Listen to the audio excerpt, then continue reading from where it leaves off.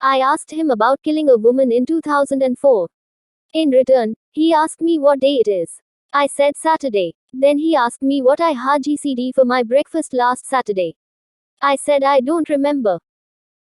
He said even he doesn't remember the list of his victims. Too long to recall. Police officer K. Nanjunde Gora recollects this chilling conversation with the dreadful serial killer Cyanide Mohan. Living in a small village in Karnataka's Dakshina Kannada district, Mohan Kumar alias Cyanide Mohan, in the early 2010s, shocked the nation after the police discovered that he had allegedly killed more than 25 women using cyanide for money.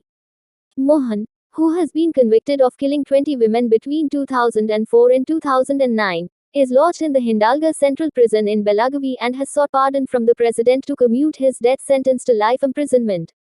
Mohan, the son of Mayilappa Mogera from a scheduled caste, was born in a low-income family in Kanyana, a few kilometers from Ullal. An athlete since school days, he completed Bachelor of Arts BA and worked as a school teacher at the Shiradi Primary School from 1984. A case study on Mohan done by then Criminal Investigation Department CID. DGP DV Guru Prasad states that he got married to a woman named Mary in 1987. When she demanded he convert to Christianity, he refused. Mary, with her baby, left him. In the middle. In 1991, when his job was confirmed, he divorced Mary and married a woman named Manjula, with whom he has 2 children. Later, he married another woman, Sri Devi, with whom he has 2 children. According to a police officer who was part of the probe, his parents were daily wage laborers who worked on agricultural lands belonging to affluent farmers. Mohan has 2 brothers and a sister. One brother works as a laborer and the other works as a bus conductor with Karnataka State Road Transport Corporation, and the sister works in the postal department. From what we know, Mohan was a shy kid who spoke less and was reserved. His father abandoned the family when he was just 14 years old. However, like many low-income families in the coastal region, his mother took to raise the children. He was suspended a couple of times from work because of absence, and once he was booked for attempting to kill a woman, says a police officer. In the village he lived, everyone spoke to him with respect and he also lived like a gentleman. He took care of his wife and 2 children very well. He provided whatever they needed and also constructed a house. Adds the officer.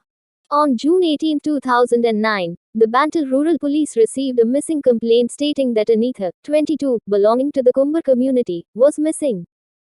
A police officer says, even to this day, when a girl goes missing, especially between 16 to 25 years, the police mostly snub it as a case of eloping to get married with their lover. Anitha's case was also no different, but the family members started pushing the police to track her. In October 2009, Gora, who was then a police inspector, came to know that there was a protest in front of the Bantal Rural Police Station. I came to the station and found that a seer of the Kumbar community led the protest. He complained about police negligence in not finding Anitha even after 4 months. I took the file and details and promised him that I would give results in 15 days. By then, I had worked in the Central Crime Branch CCB in Bengaluru and there was a sense of confidence. It is not daunting to track someone when their mobile number is active. But this case was straight out of a thriller movie when we dig deep, he says. When we took call detail records CDR of Anitha, we found that there was one number with which Anitha had spoken several times for hours and, especially at odd hours. We traced the number to Madikeri, belonging to one Kaveri PM. When we went there, the person had been missing since March 2009.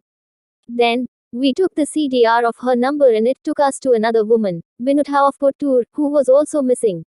From Vinutha, it took us to Pushpa of Bengaluru, who was also missing. As we tried to connect the dots, it seemed it would never end. One common thing in.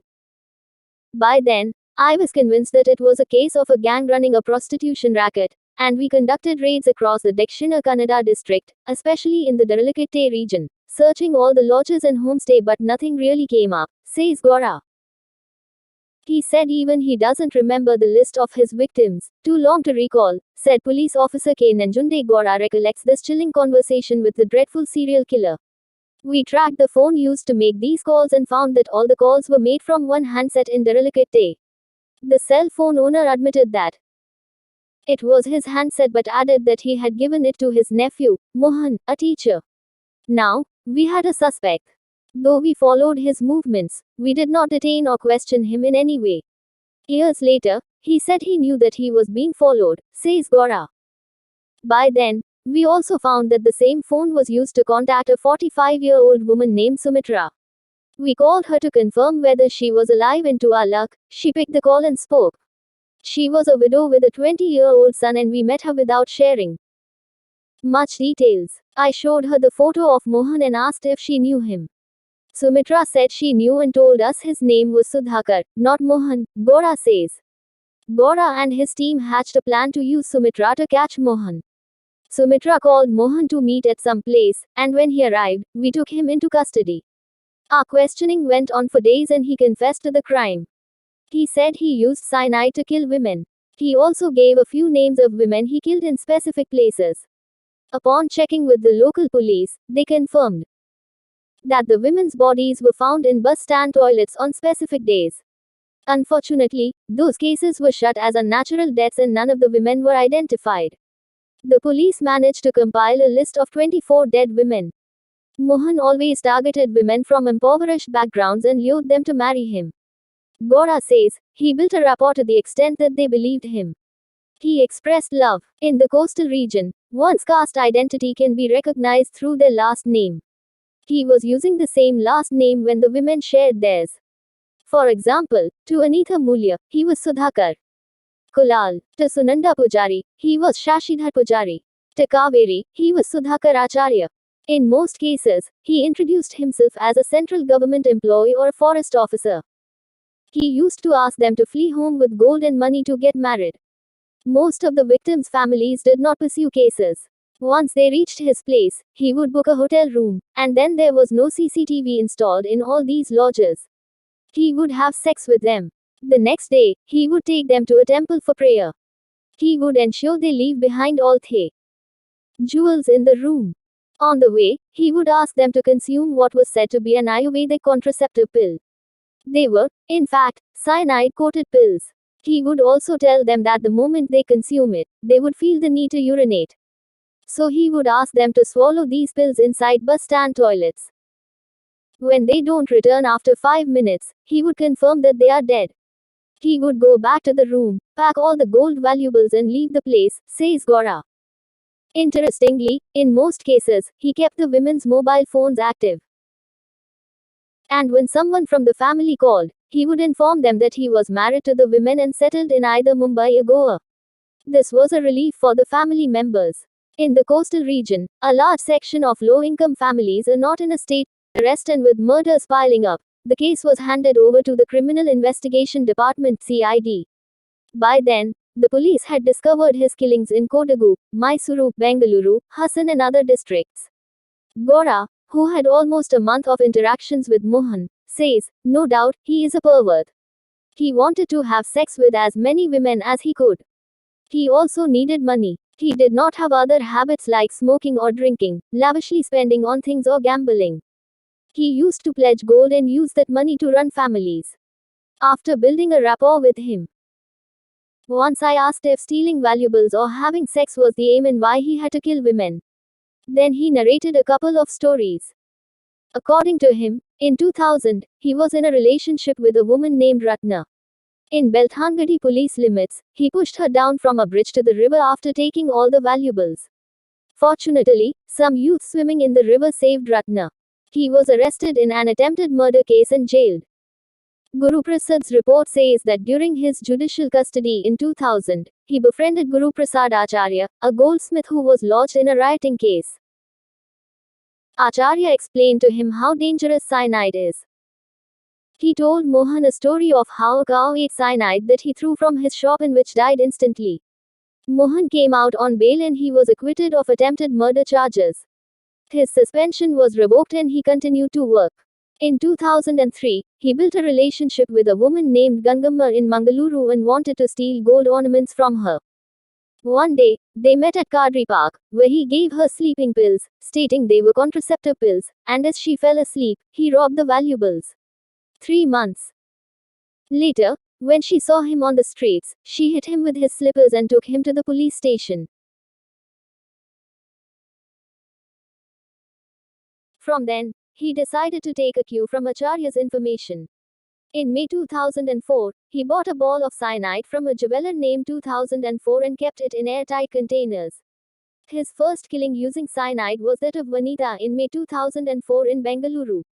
The case was closed as the identity of the woman was not established at the time. From then, he went on a killing spree. Gora says, in my analysis, he has killed 32 women. Sometimes, 2 or 3 women in just 1 month. He maintained a diary in which he mentioned the victim's name and what name he had introduced himself to them. He would strike the name once they were killed. Guru Prasad's case study report says that many cases have not even come to light. Cyanide Mohan was accused of 25 killings and was convicted in 20 cases. In 2013, he was sentenced to death for the murder of one Anita in 2013. However, in 2017, the Karnataka High Court commuted his execution sentence to life imprisonment. In June 2020, he was convicted for killing a 25-year-old woman from Kasaragod in Kerala and was sentenced to lifetime imprisonment. Mohan was awarded the death sentence in 5 cases and life imprisonment in others. 2 of the death penalties were later commuted to life imprisonment. Recently, a thriller web series named The Har, inspired by Cyanide Mohan's killings, was released on an OTT platform. A source in the Hindalga Central Prison said, he was not happy with the web series based on the story as they had not sought permission or cared to ask his version. Nanjunde Gora, who presently serves as SP in Bangalore Development Authority, BDA, says, when I look back 14 years after I arrested him, I did not know he used cyanide to kill women. Had I barged into the house to arrest with force, had he taken that cyanide to kill himself, all these women's deaths would never have been discovered, and my career would have suffered a big hit. Maybe I would have ended up doing rounds to the court as an accused.